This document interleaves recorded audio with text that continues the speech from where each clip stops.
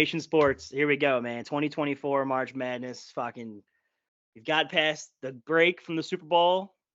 Now it's March Madness time. We don't have to bet the Russian ping pong anymore. We're on to bigger and better things. College basketball.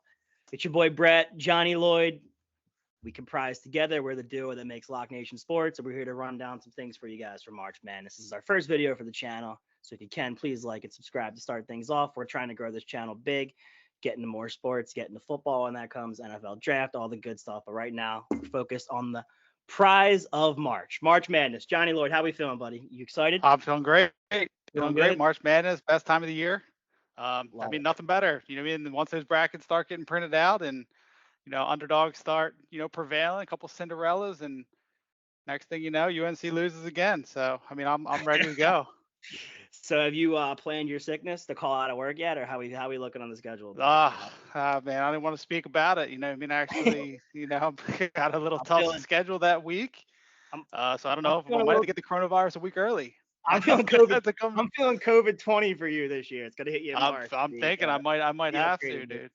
3 weeks mandatory leave. All right, so let's get down to what matters here the most. So what we came together with, me and Johnny Lloyd, for our first video here, is we came up with one huge statistic for March Madness, and that is offense wins the national championship in college basketball. Our stat that we found out through KenPom rankings, there's only been one team that was outside of top 20 offenses who has won the national championship, 2014 UConn. And going back on the KenPom page all the way back to 03, as far as I can go back, that's the only team outside of the top 20 that was able to take home the national trophy. So with that being said, we broke down our top 20 offenses, and we came together with our list here according to a couple of days ago, and we're breaking down each team. What we think they have a chance. Is it all, a farce? Do they actually have a chance at winning it all? That kind of thing. Because defense is important, not as important as offense, but there's some teams here that are top 5 offenses, bottom 100 defenses. So what we're going to start off with here, our first team on our list, Texas Tech. Johnny Lloyd, you were telling me a little bit before the video started here, Texas Tech's been one of the teams you've been following a little bit. You want to tell us a little bit about Texas Tech? One thing I will say is I was pretty high on Texas Tech to make the Sweet 16. They've made it four straight trips. They've made the Sweet 16. I logged on to Bovada earlier this afternoon, though, and I saw a prop for if they would make it or not, and that set me back a little bit. Set me back a little bit. I'm already penciling them into the Sweet 16, and all of a sudden, Bovada has other suggestions, thinking Pop Isaacs and the Texas Tech Raiders might be in the NIT. So I mean that's a. Well, I think they're going to be in the tournament here, Johnny. But I must say I haven't been impressed with them all year. I just went through their schedule recently, and I'll tell you, every good team they played, it hasn't been good. I mean, they have some wins against some decent teams here, but the quality opponents, the ones you really got to beat once you get past the Sweet 16, it's not looking good for them. I mean, they've been dealing with a few injuries. They have Warren Washington's a key forward there. He's been out since February 24th. It's been almost 2 weeks. I think their season is going to hinge on what happens Saturday night. They have Baylor at home, huge game Saturday night. If they can go ahead and pull that win off, I think, they need that going into the tournament, regardless of what happens in the conference tournament. I think that's going to be a huge game for them. Baylor's a decent test. They're pretty good. At home, there's a game you got to win going in the tournament, and if you've been following it at all, the unranked teams at home versus the ranked teams have been good all year in conference matchups, especially in the Big Ten. So I know it's not the Big Ten, but Big 12 is a similar conference, power conference. So I think it's a game that they got to win. But like I said, I mean, from the Bovada odds, I don't even know if you can count that high as far as it is for them to make it past 360. I know I can't. I don't think Bovada's got it right now. Yeah, it's a team. I can't see them win at all. I mean, they can win. The coaching's there, and going back a couple years ago, the coach, they took out Purdue as a big underdog with North Texas, the same coach that coaches Texas Tech. So that's a big. He's been there, experience. He can take out a team that's better than he is. We'll see how it goes. I don't think it's a team that can win it all. Personally, that's just how I feel. So you don't think they can win it all? What about Pepperdine? Pepperdine, they're up 65 right now. I was seeing if there's any live value on Pacific, but it looks like they're shooting about 12% from the field. There's room to go up, but I don't think 50 points is going to be something you can make up. Yep. In 9 minutes. Sprinkle it. Sprinkle at halftime. I think Pop Isaacs, though, put that on watch. One of the best names in the tourney if they get in, according to Bovada. So Pop Isaacs, 16 points a game, best player on the team. They lock down defensively, and they're battle tested for March, and it doesn't seem to matter the coach, right? So I think Texas Tech, Big 12 best conference in basketball, even if they haven't played the best teams well, I think it's the best conference in basketball. And I could already see, Popeyes offering him a deal, halfway through the tournament, as far as the Popeyes thing, just running off that. He might be making more money than, than he can make in the NBA off the Popeyes if he takes them all away. So, all right, Texas Tech, you think they got a little shot? They can make a little run, maybe, Elite Eight, something like that. I don't see it, but we'll see how it goes. Up next, 19th offense, Marquette. I like Marquette this year, personally. I think Marquette has the same feeling to me that a lot of people felt about UConn last year. So Tyler Kolek, kid's unbelievable. What is he, the best point guard in the league? What are we thinking here? I mean, he came down with COVID twice this year. I mean, will he get it the third time next week? I don't know. I don't know if I can't speak for Tyler, but I mean, this dude's immune system is paper thin. Hey, listen, I remember back in the day, the COVID season with NFL, we were drafting the fantasy football players. You were hoping your player already had COVID by, late August, so you don't lose him for 2 weeks, your number one pick. So you lose Austin Eckler smack dab in the middle of the season, you lose 3 games because he's got COVID. You don't want to deal with that. So I hope he's got it out of the way. I think Cam Jones is his duo, is his other side of the backcourt there. I think that's a great duo. One of the best in college basketball, honestly. And they had a tough go at it last year. Michigan State took them out early. I think they're primed to come back, make a little run here. I think they're a pretty solid team. And the last 2 games, they had 2 good matchups, UConn and Creighton. And they played both teams tough. I know they lost to Creighton by 14, but if you go back and you really watch that game, they were in that game for the most part. So what do you think? What are your thoughts on Marquette? How you feeling about it? I mean, I think Creighton and UConn, both of them in the Big East, are much better teams than Marquette to me. Georgetown. I'm not in Georgetown, but I mean maybe Villanova. You know what I mean? Gotcha. Yeah, Villanova. I mean, God Almighty. Yeah, I think they're a team. I think they're primed for a run. They're a team that scares me. I mean, if I have one of my 1 seeds, we'll get into a little further in the video the teams that I like. But if I'm looking at Marquette as a 2 seed, in my side of the bracket, I'm worried about that. I just am. No, that'd be a great 2 seed. You think that they would be a 2 seed right now? Like if that would have 2 or 3 or something, right? They're up there. Yeah, if they're a 2 seed, that's a dream. You know what I mean? Yeah, I would say what 3 seed at this point. Yeah, even worse, you'd probably run into them. Maybe because you're gonna pair that up. You got Duke, UNC. I'd much rather face Marquette than one of those 2. But the only problem is Duke might lose to Colgate. Yeah. I don't know. I would say feed me Duke over Marquette. That's how I feel personally. That's where I'm standing right now. Okay, so I like Marquette, the same kind of way that you think Texas Tech can make a run. So, all right, we'll go into our next offense here. We have Florida Atlantic. Tell me a little bit about Florida Atlantic. How you feeling about them, Johnny? I just feel like they're not as good as they were last year. And then also you're going to pair that with, you're not going to surprise anyone this year, right? So I feel like it's very hard if you're going to say later on probably that it's very hard to repeat if you're UConn. I mean, I think it's going to be even harder for Florida Atlantic. You can only be a Cinderella so many times. We've seen over the years that, VCU, Wichita State, a couple of those teams did get some sustainable success, but I can't imagine Florida Atlantic making too much noise this year. Especially, I mean, there's so many rumors right now. The head coach, he might not even show up for the game. He might already be in Indiana for all I hear. I can't speak for him personally, but rumors have it, it's pointing towards Indiana has, hired him already. Yeah, so I would definitely piggyback on what you said. The experience level is obviously there. They brought back all their starters from last year, but like you said, the target's on their back. You can't be a Cinderella story. It's hard to be twice in a row. So I definitely agree with you there. They can win a game or 2 just based off of experience alone, but I just don't think the team has the same fire they did last year. You know what I mean? It's just a totally different year, totally different situation. I think it's a tough go at them for this year. They might win a game, and I think it could be a second round exit for them. I really could. Okay, so I think you're thinking they could possibly be, if I'm looking at Joe Lenardi today, that's 12-5 upset in the making right there. If they get in, they're going to be in that later 12, maybe an 11 playing in Dayton night before. You know what I mean? They might be playing on Dayton on Tuesday night versus UCLA. Hey, listen, man, 12 over 5. 12 over 5 is always a popular upset, especially people picking brackets. So I definitely could see it being something that could happen for sure. But I think we kind of feel similarly on Florida Atlantic. We don't think they have a chance to win, put it that way. So, all right. So up next we have Tennessee. So I think this is a team where me and you have totally different views.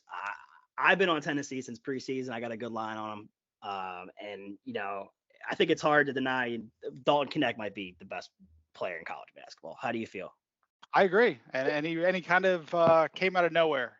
for me. Like, I mean, I remember just turning on Tennessee kind of after football season, start locking into college basketball, and I'm like, who's this Connect guy? Like, Yeah. I knew he hasn't been there previously. Sounds like he He transferred in. transferred to be like North Colorado State or something like that. Yeah, yeah, Wow, so he was, playing high school basketball last year, and then he's just a stud. I mean, he is a stud. Like yeah. he actually could make Tennessee dangerous. I'm not a believer. I mean, I think they have a lot of the same pieces that they've had recently. You know what I mean? They've had Ziegler, they've had Vescovi. Obviously, connects their missing piece. They got a new big guy, Adu. So I mean, I think they got some really good pieces there. Am I scared of them if I'm playing them in March? If I'm like a 3 seed or comparable? No. But do I think they get stunned by like a 13 seed? No. Like I think they're a good team. I don't think they're going to be one of those teams that gets overlooked or gets upset early. I could see them making it to the Sweet 16, but if I'm in the Sweet 16 and I was playing them versus UNC, I mean I'm licking my chops. Yeah, I mean, so my thing is too, like with Tennessee, they're one of the few teams on this list combined that has like a really, really good defense. I think right now KenPom has them like a top 5 defense. Might have even been 3 the last time I checked it. And my thing is too, like you need guys in March. And listen, if I need a bucket and Dolan connects on the floor, I feel good about it. If I need 2 points, if I'm down by 8 with 7 minutes to go and I need a guy to score me a quick 5, I'm back in the game with 5 points. I'm feeding that dude all day long. And like you said, like I think Tennessee was prime last year, and then Ziegler, tore his ACL a little earlier before the tournament went off. And I think if that team as a whole, they would have made it run. Now you had Connect, who's what, a lottery pick. Obviously, the guy's unbelievable. And I think he's a pro playing college basketball. I think that team, they're locked and loaded. I think they're ready for to make a deep run. I mean, I think minimally Elite Eight or Rick Barnes is going to get sent to the woodshed. You know what I mean? Oh man, The they're gonna guy's roll made out the red carpet, give him another he's 10 been years. one Final Four in his entire coaching career. It's like this is the year, man. It feels like it's been a long time coming for Tennessee. You know what I mean? And I'm excited about it. I got a pretty good line on it. I could see him making a run. So that's how I feel about Tennessee. Pretty good. Yeah, I I think mean they're 13-3 in the SEC. They beat Bama twice, beat Kentucky, got some good wins. So they can beat those teams. It's like, will the pressure in March just kind yeah. of tie Rick Barnes down? I mean, he's made a couple small runs. I think they made it to the Elite Eight one of the maybe like 5 years ago, but like overall, I can't trust them. You know what I mean? If Hey, you start penciling them in your bracket going up a little another line, you like, yeah, let me just think about that for a second. It ain't happening. See, I think me and you, we kind of like defer on the opinions there. Like you're more of a, he can't do it. I'm more of he's due. That's how I feel. I feel like it's the best team he's had in quite some time. I feel like he's due. I mean, he's obviously, they kept him around for a while. Like they like him for some reason. So I think this is the year. If they don't make it to at least the Elite Eight, I think that that's not good because they're going to lose a lot of these guys going into next year. And it's how many more chances you get. You know what I'm saying? So I like Tennessee. I think they're definitely going to be a team to watch for sure. So let's go next. 16, Wisconsin. Talk to me about One thing Wisconsin. to piggyback one thing to piggyback off the last point. I know we moved on to Wisconsin, but he is Mike McCarthy Jr. So I'll just get that off Never a the good chest. thing. Well, if you're compared to Mike McCarthy in anything, whether it be, coaching, decision making, dietary choices, it's not a good thing that you want to deal with. I mean, that guy, what does he have, a laminated Denny's menu for a play calling sheet when he's sitting Might as down? well, man. I mean, Big good Mike. Lord. Yeah, no, Yeah. I hope we don't get a Mike McCarthy situation because my good early season future line is going to go out the window by by Saturday if that's the case of the first tournament weekend. So, all right, let's go I hate back. to jump the gun here with the Wisconsin Badgers, but it's another football reference. I hate to do 2 football references in a row, but I mean they just look so eerily similar to the Philadelphia Eagles. Had a hot start, had a very hot start, played nobody. They did win, I think, maybe 2 meaningful games out of their first like 18 wins. And since then, I mean, the wheels have come off. They're 2-8 their last 10, or 2-7 their last 9, I shall say. I think it's 3-3 and 7 their last 10. Yep.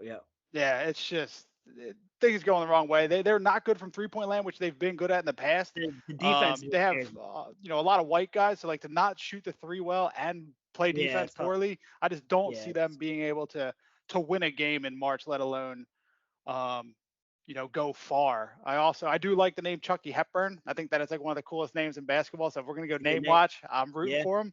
But how do you feel on the Badgers? Here's the thing. My whole thing is like, I think experience is important in March. I mean, sometimes it could be a little weird because why did the players stay for 4 years? Because they're not good enough to make it to the NBA, that kind of a thing. But I feel like when you have a pretty competitive players on a team that's been with each other for a while, it's something that could be dangerous in March. And then you add a guy like AJ Store. I don't know if you've seen him. He's an athletic wing player, and they never had that before. So if you add Goffrey, if they get hot from three and they could start playing a little better defense, and AJ Store is there, he's the weapon X. They'll go as far as he'll take them. So I think they're a team that could make a run. They also could lose by 36 in the first game of the tournament. It's just one of those things, and I hate to go completely against a team like Wisconsin, but we'll see. We'll see what we get. But I think the defense is going to have to play a lot better for that to be an even a chance in hell for them to make it far. So I think we're pretty similar thoughts on Wisconsin. I think sure. they got to make a little bit of a run here in the Big Ten tournament, especially the Big Ten. Yeah. It's trash, right? So like overall, outside of like Purdue, the Big Ten's down big time. Michigan's awful. Ohio State's awful. I would say Wisconsin needs to get a little bit of momentum going into the dance. They don't need to win the Big Ten by any means, but they need to make a little bit of noise in the tournament just to kind of get their confidence up. If they go in, lose first round in the Big Ten tournament, I mean, they might as well not even show up. Yeah, I think they're playing right now as we're doing the video too. They're playing Rutgers. I feel like they got to win that game too, just to get a little Big Ten home W under their belt before they get into it. But okay, I think we're pretty similar on Wisconsin. Up next, so this for me was a hard team. Florida, when I watch them, they look good, and to me, like I don't know, is it fake or is it real? That's my whole thing. So when I'm watching Florida, I see a team with a lot of length. They got a couple good guards. That Clayton Jr. kid's a stud. I think they could present a lot of mismatches for teams. If you have a lot of big guys who are decently athletic, playing 3, 4, 5, I think not many teams can match up with that, on the court. So what do you think? Have you watched much of Florida this year or what? I have. And I have a little bit of recency bias. I mean, they absolutely blasted Bama last night. So like, I mean, they looked good last night at the Swamp. Or whatever they call the court over there. Probably Joakim Noah Nation, Joakim Noah probably Stadium by this time. It might as well. Billy Donovan Jr. But yeah, I mean, I think Florida's a good team. They're streaky though. Like they can score points. They don't play great defense. At home, they've been really good. I feel like neutral court. I'm not super high on Florida. I think they could win a game, but I don't see them, being dangerous from one of our top 20 scoring teams here. Like I don't think they're that elite at scoring. They had a couple. I think they had like 4 or 5 games early where they scored like 107 points or more. So I feel like that might have boosted up their, scoring for the season. Also, I think that some of the teams, if we look here, a lot of the teams in the SEC are scoring points. You know what I mean? I guess they're just clobbering Vanderbilt 200-0.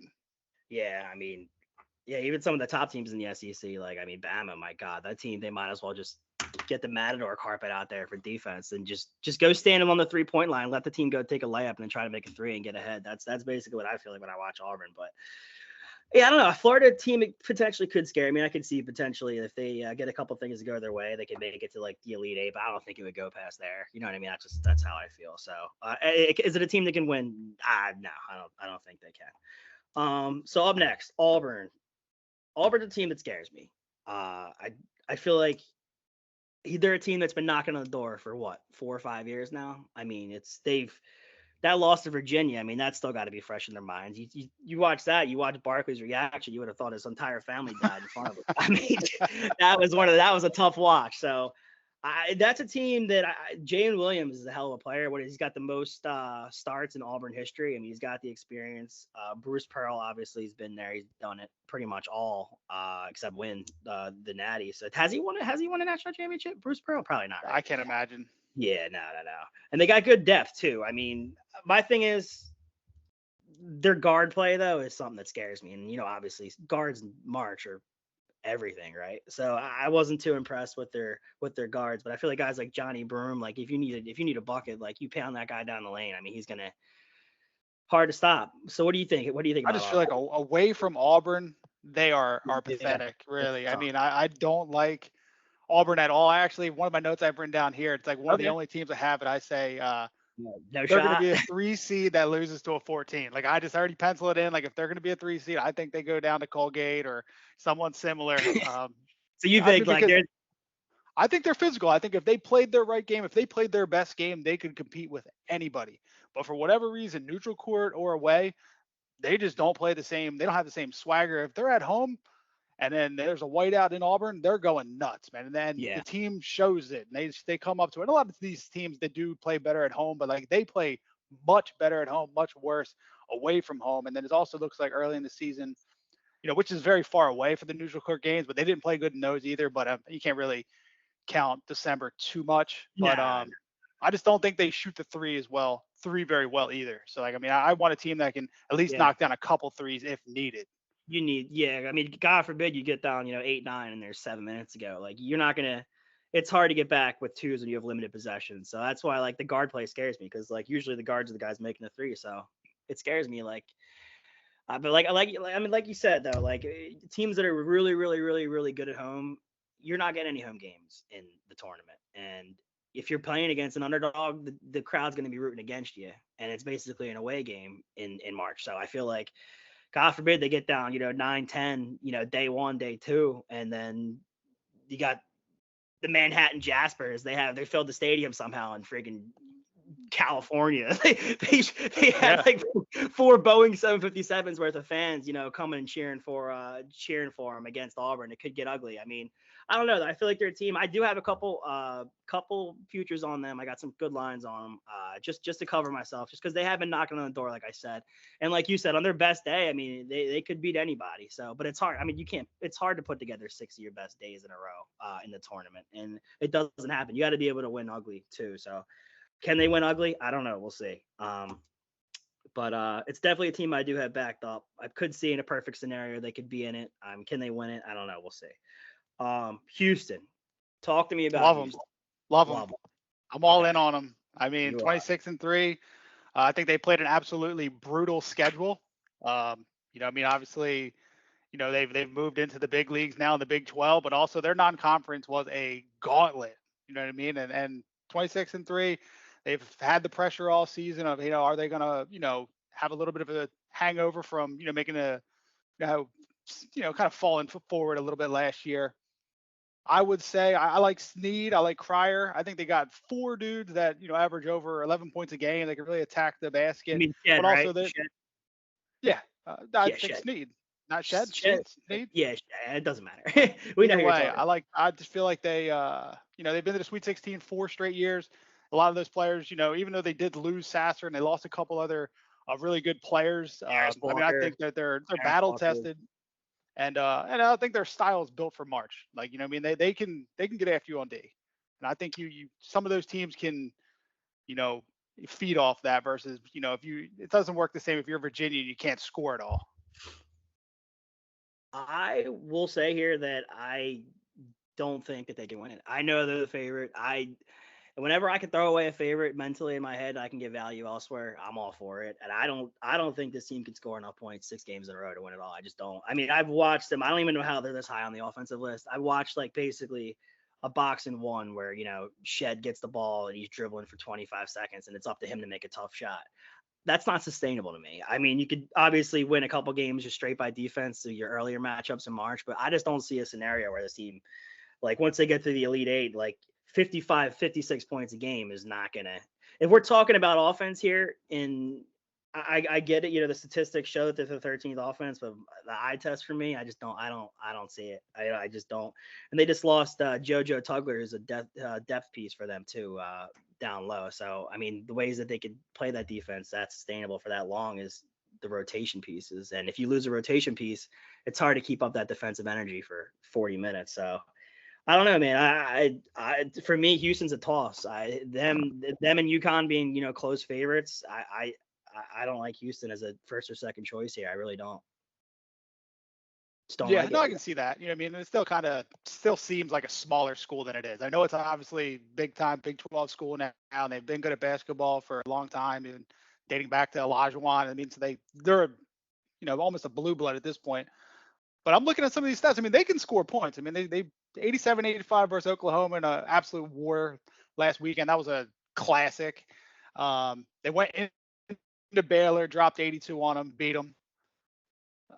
Texas is not impressive. Like I said, they it's can crazy. score. They beat they're on this 26 list. and I 3 see though. it, but like the eye test for me, I don't know, man. Eye Like test. sometimes you got to trust what you see sometimes, and I don't see it, man. I mean, I guess if they heat up a little bit and the refs are letting them play defense tough, and they're not getting the fouls called on them, then it could be a scenario where they could probably beat anybody. But they get a couple tight refs calling some tough fouls, they could be in foul trouble early, and I think they could struggle. But yeah, we'll see. I guess Houston, you never know. I mean, I was on him last year, and I was injury after injury. I'm watching players leave in body cast. I mean, I'm watching Sasser get hurt in the conference tournament 2 days before it starts. Like we all know conference tournaments. I mean, unless you're literally playing for a spot to get in the tournament, like I'm not risking my guys getting injured. I'm not telling them to go play 130%. You know what I mean? So it's That's tough. some people. I That's can't some bounce team back. Super Bowls though. You know what I I mean? It can't is I what it can't is. bounce back with Houston. I can't. If they're losing who they lost Jarris Walker, Sasser. They were two like top 15 picks for God's sake. It's hard to bounce back like that. I like That's them just how even I more feel. now. Yeah. Hey, listen, I'm the Even same more way. now. Yeah. All right. So Creighton, talk to me about Creighton. I'm big Obviously, on them. I'm big on them, but I don't know if they can win it all. Like I like Shireman, Trey Alexander, absolute stud, Kalkbrenner. They got some incredible length. They make it very difficult on defense because they're all 7 feet tall. yeah. They can score, right? But I mean, I just feel like they have a little bit of speed issues, right? Like I don't think they're the fastest team, and sometimes if you get sped up, if you're playing even some of these mid majors, it could be a game. Their size will probably beat some of those smaller teams though, like overall. But like once you get down to like playing a very athletic, team in like the Elite Eight, I don't know if they're gonna match up as well as some of those other teams. They might have match up great, but like I feel like if you take away one of those three people, or if one of them get in foul trouble, they're really going to be hard for them to put in another guy that's also going to be that elite talent. Yeah, that's my number one note here for Creighton. I mean, obviously, I think their starting five could compete with anybody, but the depth is just not existent with this team. And they lost Nemhard. They lost Kaluma too. They lost two good players. They brought in that Ashworth kid who's pretty good. He's a pretty good shooter. But I just, I feel like, Kalkbrenner, Shireman, Alexander, it's a great three. And then after that, though, like, what do you really got? And I think that's going to be a concern for them. I mean, they made kind of a run last year too, which also scares me. Like it's how hard it is to play two good tournaments in a row. So I mean, I think they can win a couple games. Can they win it all? Probably not. That's how I feel. So Is that the best big three in college basketball though offensively? It's got to be up there. I don't know if it is, but it's got to be at least in the. Yeah, it's definitely up there. I mean, that four. Shireman kid can play, and obviously Kalkbrenner's a stud, and Alexander is he's a great athletic player as well, which it's a kind of guy that they usually don't have. So I think that could be something that could, if they all get hot, they could beat anybody. Put it that way. If those guys are playing well, they can beat anybody. All right. So up next we have Iowa at the 11th offense. Talk to me about Iowa. What do we think?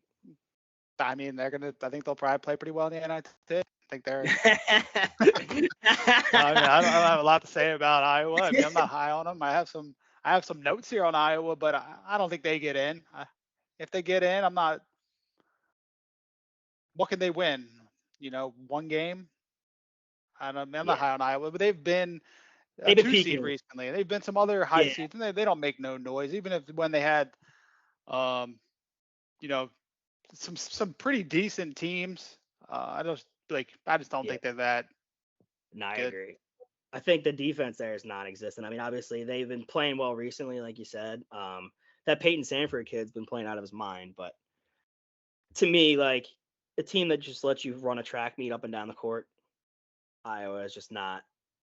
They're kind of to me like what the Big Ten is, like almost like to like Alabama. Obviously, they don't score as much as Alabama, but the defense is just not there for them, and I think that's definitely going to be their downfall. I mean, God forbid you shoot a cold game and you're giving up 80 the other way. You're not gonna win. I mean, is it a team that can win it all? Absolutely not, right? I mean, that's how we feel. I think absolutely not. I think Alabama could.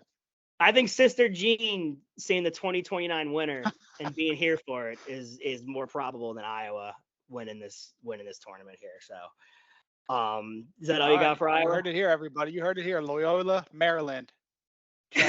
Loyola, Chicago champs. I mean. Yeah, they're gonna be in the NIT, right? All right, cool. So that concludes it pretty much for our bottom 10 of the top 20 through 11. offenses. We're going to have a separate video coming up as well for our top 10. Obviously, tune in for that. Like and subscribe. This is our first video here at Lock Nation Sports. Brett and Johnny Lloyd. You could also follow us on X or Twitter, whatever you want to call it. I am Lock Nation Brett, and that is Nation. I'm going to include our Twitter/X handles as well. Come follow us there. And then we will get to our secondary video of our other top 10 of 20 offenses coming up soon. Lock Nation Sports signing off.